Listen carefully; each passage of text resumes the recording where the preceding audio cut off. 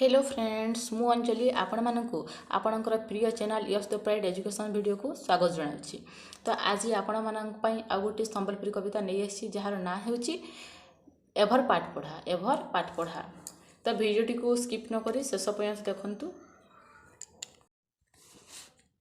नुको करी पाठ पढ़ले सिने ना लेखा जगह पाइब। नुको करी पाठ पढ़ले सिने ना लेखा जगह पाइब। नेहत मुरुग लेखे समान काए जे पाठ पढ़ब। बनी करी जे पाठ जानसी ताठाने संप्रर मन। बनी करी जे पाठ जानसी ताठाने संप्रर मन। सर्च पाइले खाता उतरा देखुथा दर्पण। भल करी पाठ पढ़ले सिने मनुष्य हेबा छुआ। भल करी पाठ पढ़ले सिने मनुष्य हेबा छुआ। ए निषद कोरिया कपी करुके पारिने हेला बुआ। पाठ पढ़ाटा बड़ा मेहनत कपी करुटा बड़ा सुख।